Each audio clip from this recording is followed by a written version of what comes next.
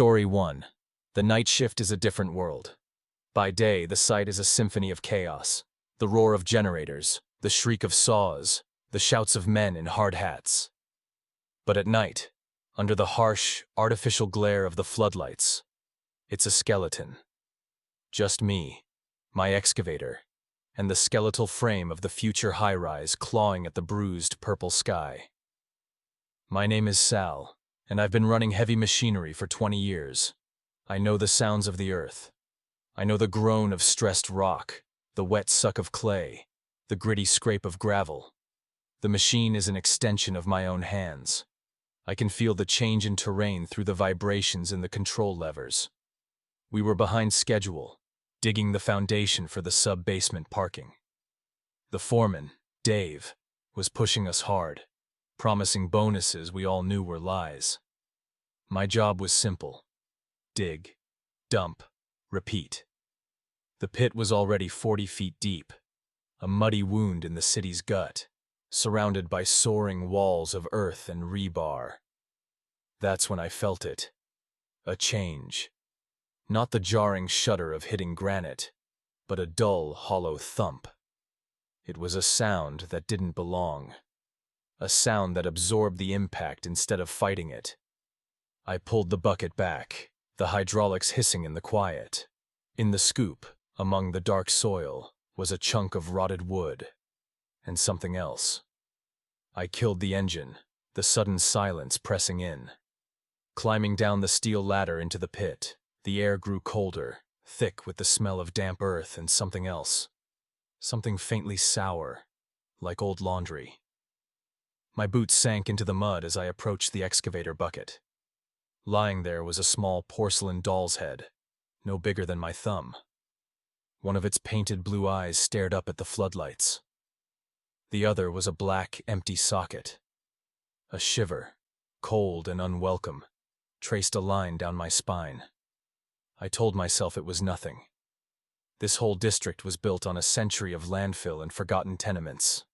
You find old bottles, bricks, the odd horseshoe, but a doll's head. It felt personal. I tossed it aside and climbed back into the cab, the cold plastic of the seat feeling less familiar than it had a minute ago. I started digging again, more carefully this time. The bucket teeth scraped against something solid. Brick. Old, handmade brick. According to the geological surveys and the city plans, there should have been nothing here but bedrock. It was a solid, uninterrupted stratum. But here it was. The unmistakable arch of a bricked-over doorway, right at the bottom of my pit. That's when I heard the first noise. It was faint, almost lost beneath the diesel rumble of the engine. A rhythmic tapping. Tap. Tap, tap. Tap. I throttled down, listening. The sound was gone. I chalked it up to a loose bit of rock falling, or my mind playing tricks on me in the lonely dark. I radioed Dave. "Got something down here, boss." "Not on the plans. Looks like an old cellar or something." His voice crackled back, annoyed. "Just punch through it, Sal. We don't have time for archaeology." Reluctantly, I positioned the bucket over the brick archway. My hand hesitated on the lever. The feeling of being watched was immense, a physical weight on my shoulders. The shadows cast by the floodlights seemed to stretch and deepen, turning the rebar cage into the ribs of some long-dead beast. Tap, tap, tap. This time it was clearer, closer. It wasn't rock. It sounded like a fingernail tapping on wood, coming from beneath the bricks. From inside whatever was buried down there. My blood went cold. I killed the engine again. The silence that followed was absolute, terrifying. I held my breath, straining my ears. Nothing. Just the distant hum of the city. I was about to write it off, to call myself a fool, when I heard it again. It wasn't a tap. It was a whisper. A soft, dry sound, like sand scouring paper. It was too faint to be a word, but it had the cadence of a voice, a pleading voice. and it was coming directly from the ground beneath me. I sat frozen in the cab, my knuckles white on the controls. The doll's head lay in the mud below, its single eye seeming to follow my every move. The sour smell was stronger now, seeping into the cab. It was the smell of decay, of damp, forgotten places.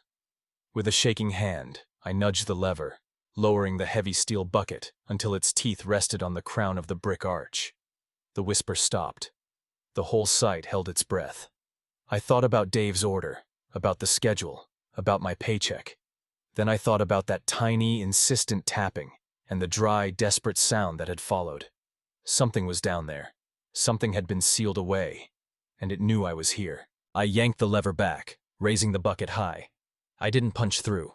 I reversed the excavator, backed it away from the edge of the pit, and climbed out of the cab without looking back. I gathered my lunchbox and jacket, my heart hammering against my ribs. As I walked towards the gate, leaving the machine idling under the lonely lights, I could have sworn I heard it one last time, carried on the cold night air.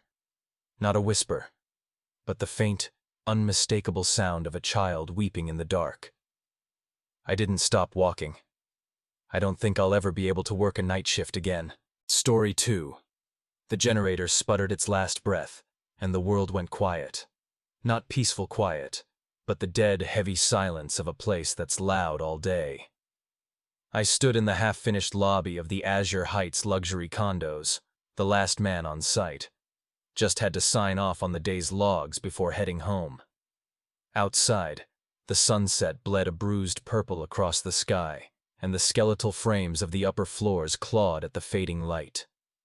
This job had been a headache from the start. We weren't just building up. We were digging deep for a 3-level subterranean parking garage. That's when we found it. About 30 feet down, the excavator bucket crunched on something that wasn't rock.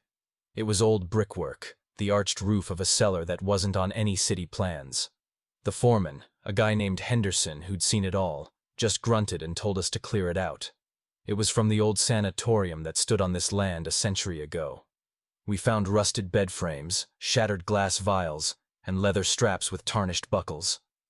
The air that puffed out of the breached walls smelled of damp earth, and something else. Something sour, like old sickness. The crew got spooked, but a bonus from the developer smoothed things over. We were to seal it up with concrete the next morning. In a box in the site office sat the weirdest find, a small, water-damaged journal. I'd skimmed it. It was filled with a looping, frantic script detailing treatments, long periods of isolation in the quiet room below, and repeated mentions of scratching sounds in the walls. A sharp clang echoed from the far end of the site. I froze, pen hovering over the logbook. Probably just the temperature change making the rebar contract. Or a stray cat. This place was full of them. I tried to ignore the sudden prickling on the back of my neck, the instinctual tightening in my gut. I finished my signature, snapped the binder shut, and grabbed my heavy maglite from my tool bag. Time to go. The lobby was a cavern of concrete pillars and exposed wiring. My footsteps crunched on dust and debris, the sound unnervingly loud in the stillness. I aimed the flashlight's beam towards the main gate, but a movement in my peripheral vision made me stop. It was a flicker of shadow in the gaping maw of the stairwell leading down to the excavation pit.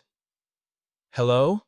I called out, my voice sounding thin and stupid. "Anyone there?" Only the whisper of the wind through the unfinished windows answered. It was probably a piece of plastic tarp flapping. Nerves, that's all. Reading that creepy journal had gotten under my skin. I took another step, and then I heard it again. Not a clang this time. A scrape.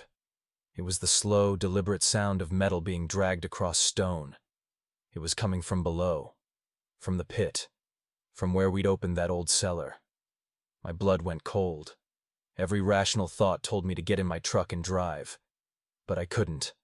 It was my site, my responsibility.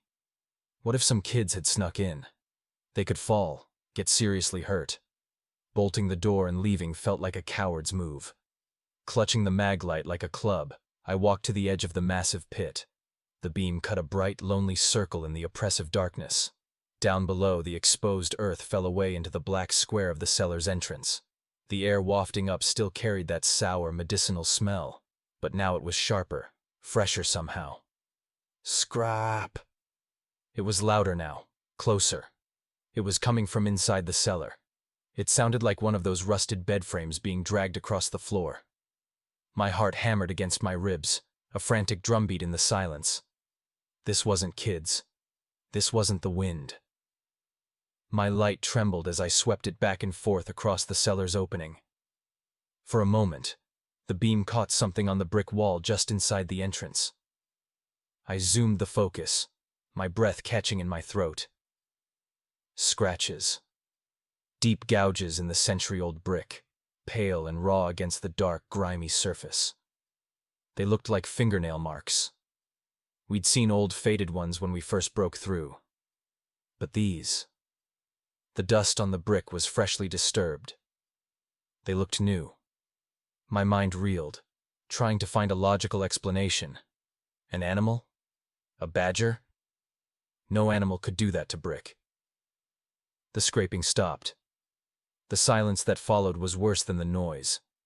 It was a loaded, listening silence. I was being watched. I could feel it, a physical pressure on my skin. I stood there, frozen on the precipice, the beam of my flashlight the only thing connecting me to a world that still made sense. Then, a new sound drifted up from the darkness below. It wasn't a scrape or a groan. It was a soft, wet whisper, like dry leaves skittering across pavement, but it had a shape. It was almost a word, almost my name. I didn't wait to hear it again. I turned and ran. I didn't stop until I was in my truck, fumbling with the keys, the engine roaring to life. I peeled out of the lot, spraying gravel, not daring to look in the rearview mirror. As I sped down the road, the last thing I saw was the giant sign for the development, promising a future of bright, clean luxury. A promise built on a foundation I now knew was not just deep but occupied.